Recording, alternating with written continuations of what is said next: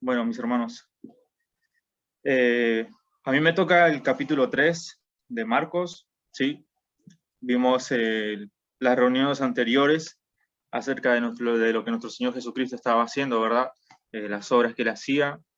Y los anteriores pasajes nos topamos con los líderes religiosos, ¿no? Que presionaban de alguna manera, trataban de acechar a nuestro Señor Jesucristo, ¿verdad? Para poder hacerle tropezar y demás. Vemos como los líderes de alguna manera buscaban el poder hacer que nuestro Señor se tropiece, la realidad.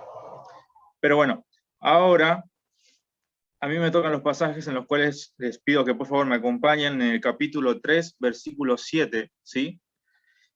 Que se llama por título La multitud a la orilla del mar. Y dice así, Marcos capítulo 3, versículo 7. Mas Jesús se retiró al mar con sus discípulos, y le siguió gran multitud de Galilea y de Judea, de Jerusalén, de Idumea, del otro lado del Jordán, y de los alrededores de Tiro y de Sidón, oyendo cuán grandes cosas hacía. Grandes multitudes vinieron a él. Y dijo a sus discípulos que tuviesen siempre lista la barca, a causa del gentío, para que no le oprimiese, porque había sanado a muchos, de manera que por tocarle, cuantos tenían plagas caían sobre él. Y los espíritus inmundos, al verle, se postraban delante de él y daban voces diciendo, tú eres el Hijo de Dios. Mas él les reprendía mucho para que no le descubriesen. Bien, tenemos una escena acá, mis hermanos, una gran multitud, ¿sí? Que venían de todas estas áreas en las cuales lo leemos en el pasaje 8, ¿sí? Que nos enumeran como Jerusalén, Idumea. En el pasaje 7 nos dice de Galilea y de Judea, y seguimos con el 8, del otro lado del Jordán del otro lado del Jordán y de los alrededores de Tiro y de Sidón. En esta multitud, en su mayoría, eran judíos, también había gentiles. Estuve un poco chusmeando el mapa acerca de esta etapa, y es todo el área de Palestina. Y es interesante porque cuando vamos al mapa vemos que realmente esas multitudes venían de toda esa área de lo que es Palestina, o sea, del norte, del sur. O sea, vemos realmente la magnitud que era, ¿no? En nuestro Señor Jesucristo su nombre, más que todo por lo que el Señor hacía, por los milagros, por las sanaciones, ¿verdad? Y bueno, en esta multitud, mis hermanos, vemos que no todos tenían buenas intenciones, los que se acercaban a nuestro Señor Jesucristo. Vemos que nuestro Señor sale de la amenaza, ¿no? Así por decirlo, de los fariseos que intentaban, ¿verdad?, acusarle, y ahora se topa con otra amenaza, que es la multitud. Miren, en el pasaje 9 dice esto, y dijo a sus discípulos, nuestro Señor, ¿verdad?, que le tuviesen siempre lista la barca, a causa del gentío, para que no le oprimiesen. Me mata porque esta idea de oprimir es que literalmente las multitudes lo atropellaban, o sea, peligraban, ¿no? Así por decir, de una manera la vida de nuestro Señor, porque estas multitudes literalmente se agolpaban de una manera que, como dice la palabra, se estrellaban con nuestro Señor Jesucristo. Yo me acordaba un poco acerca de esta palabra estampida, que, bueno, hay una escena en una película de Jumanji, ¿sí? Que están jugando con el tablero, y hay un momento que empieza a temblar todo, y empieza a haber una estampida de muchos animales. Entonces, nosotros vemos esa idea, ¿no?, de esa palabra estampida, y literalmente eso sucedía en esta época. Literalmente la gente se agolpaba, se llenaba completamente de manera que oprimía a nuestro Señor Jesucristo.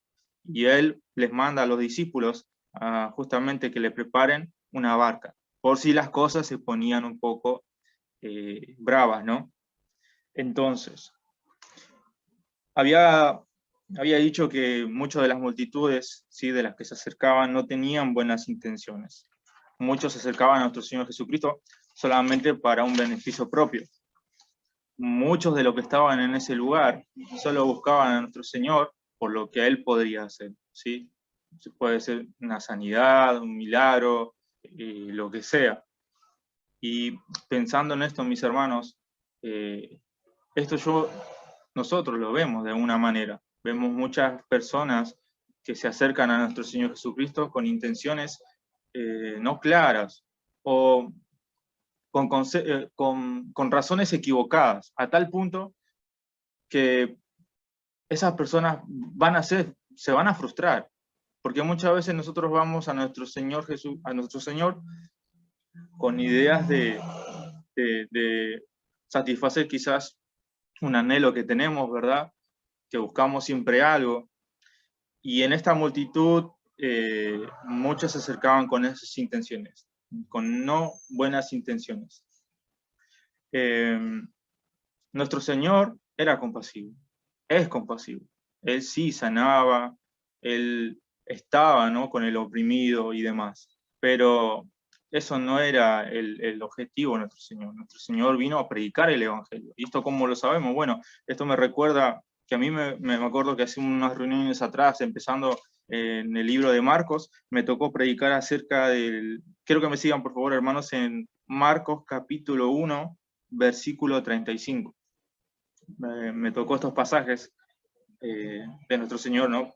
Predicando y recorriendo Galilea, en lo cual Él llega un momento que va y se aparta, ¿no?, en soledad a orar y demás.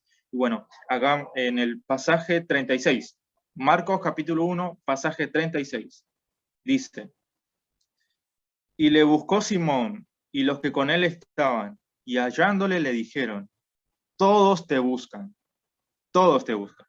Pero ¿qué es lo que nuestro Señor Jesucristo respondió? En el pasaje 38, Él les dijo: vamos a los lugares vecinos, para que también predique allí, porque para esto he venido. Nuestro Señor vino a predicar el Evangelio, Él nos vino a traer las buenas nuevas, y eso es lo que realmente es importante, mis hermanos, ¿sí? Porque, miren, las personas pueden ser sanas, las personas pueden tener una vida cómoda, feliz, tranquila, pero si esas personas no reconoce su pecado, no ve su condición ante Dios y la necesidad de Dios, por más que esté súper sana, que tenga todas las riquezas del mundo, que sea feliz y demás, el día que se muera, mis hermanos, ¿sí?, se va a morir sin Cristo y va a despertar en un lugar eterno, de eterno sufrimiento. Entonces nuestro Señor Jesucristo vino por algo más importante, que es la salvación, ¿sí? Bueno, continúo con mi pasaje. Hablaba acerca de la multitud. Entendemos que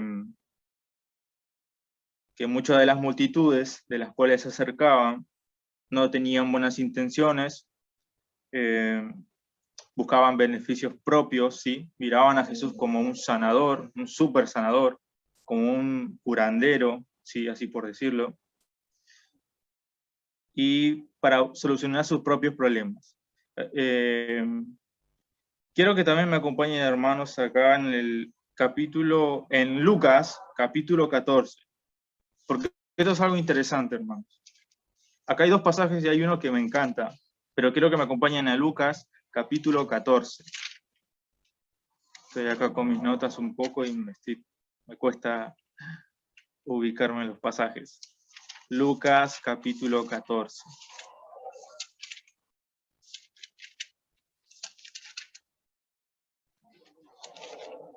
Lucas, capítulo 14.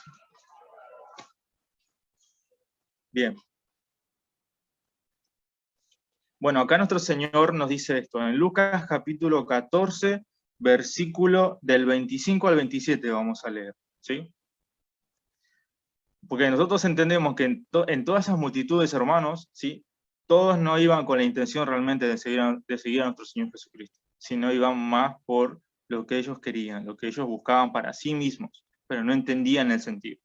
Entonces acá en este pasaje dice así: grandes multitudes, otra vez la palabra multitudes, iban con él, y volviéndose les dijo: si alguno viene a mí y no aborrece a su padre y a su madre y mujer e hijos y hermanos y hermanas, y aún también su propia vida, no puede ser mi discípulo. 27. Y el que no lleva su cruz y viene en pos de mí, no puede ser mi discípulo.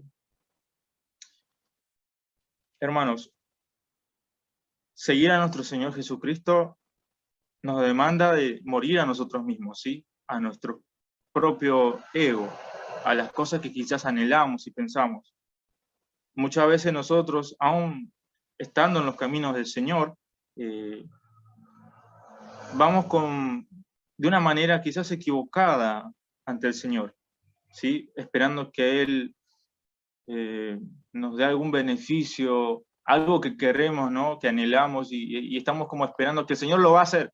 Entonces insistimos, y quizás el Señor en su soberanía, en su voluntad, no lo hace. Y ese es el problema de nosotros, hermanos, por tener una expectativa de algo que es equivocada. Muchas veces nosotros nos acercamos con expectativas equivocadas y luego salimos frustrados, pero es un problema de nosotros. Nuestro Señor fue claro en su palabra y Él vino, Él es el pan de vida, ¿sí? Como dice su palabra. Él es el que nos satisface. Él es el mayor bien de todo. Entonces nosotros muchas veces equivocadamente y erradamente nos acercamos a Dios buscando cosas que no, quizás cosas materiales o cosas que queremos y anhelamos, pero el Señor nos demanda que nosotros debemos de seguirlo por lo que Él es. Y esta multitud no lo hacía, hermanos. La multitud solamente se acercaba por la popularidad de Jesús, por lo que Él estaba haciendo, nada más por eso.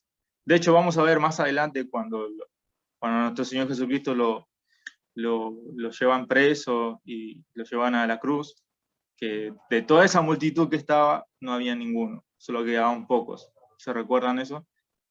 Y la pregunta es, ¿dónde estaba toda esa multitud que lo seguía? Nuestro Señor nos manda a morir a nosotros mismos, hermanos. Nos manda a tomar nuestra cruz, a mirar a Cristo, a deleitarnos por quién es Él, y no tanto por lo que Él nos puede dar o nos va a dar. Sé que es, quizás suena de una manera fácil, ¿no? Decirlo, pero es lo que el Señor nos habla en su palabra, y debemos rendirnos, debemos arrepentirnos de nuestros pecados, mis hermanos, y seguir a Cristo por lo que Él es, no tanto por lo que Él nos pueda dar. Amén. Y el pasaje que les decía es algo muy interesante que me gustó mucho, lo encontramos en el libro de Juan, capítulo 1, libro de Juan, capítulo 1, versículo 36. Esto me dejó pensando y no sé, me encanta cómo responde nuestro Señor Jesucristo. Juan, capítulo 1, versículo 36.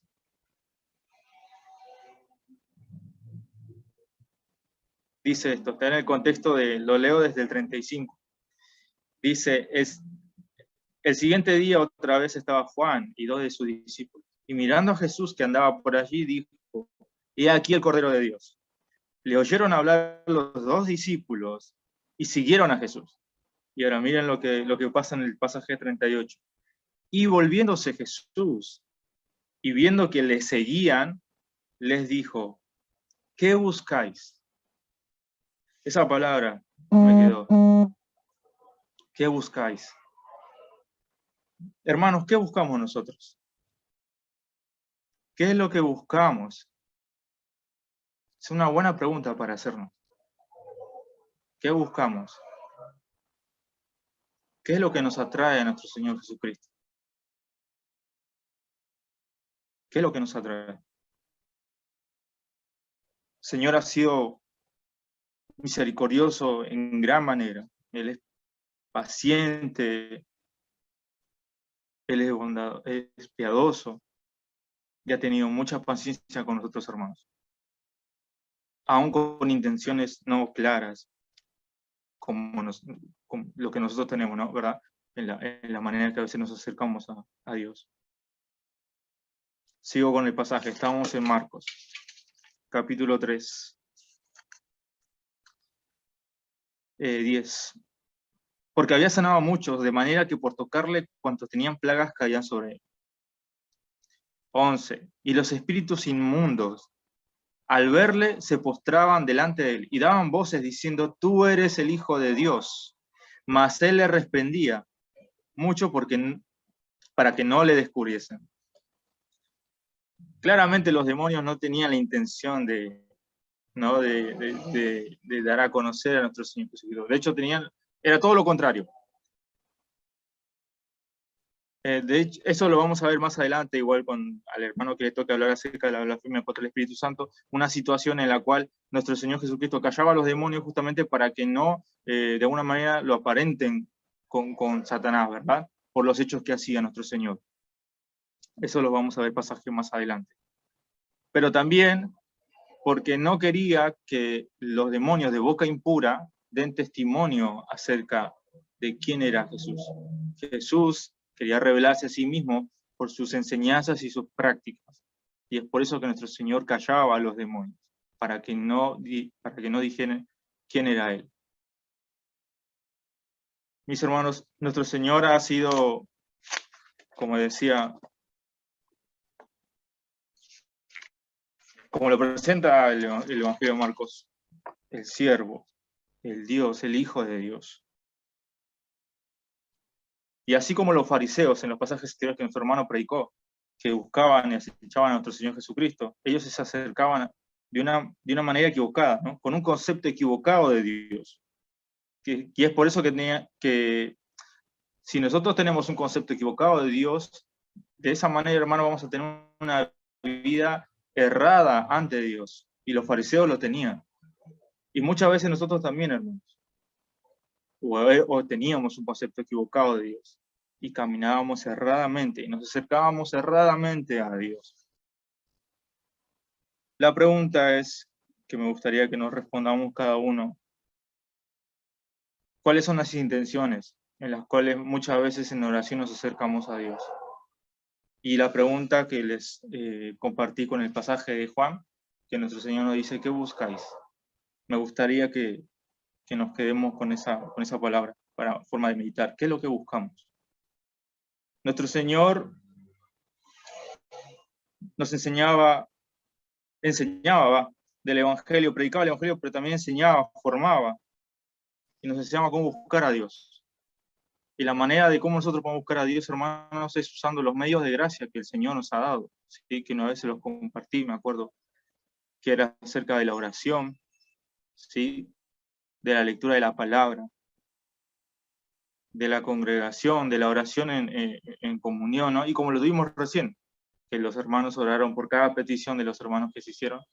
Es importante, hermanos, porque todo esto va a fortalecer nuestra fe. ¿Sí? Dios va a derramar de su gracia sobre nosotros para que podamos caminar en santidad, para que podamos ser formados a la imagen de Cristo. Usemos, mis hermanos, las herramientas que el Señor nos ha dejado. Amén. Y meditemos en esta multitud que seguía a Jesús, pero con una manera equivocada. Acerquémonos al Señor con un corazón arrepentido, con un corazón deseoso de Él, y dejando que sea su voluntad, que sea lo que el Señor diga, y que nos ayude a ser verdaderamente discípulos, mis hermanos. Amén.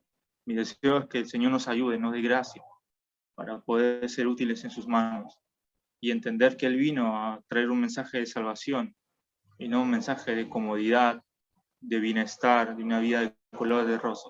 Todo lo contrario, mis hermanos. Estamos en un mundo caído, un mundo difícil, ¿sí?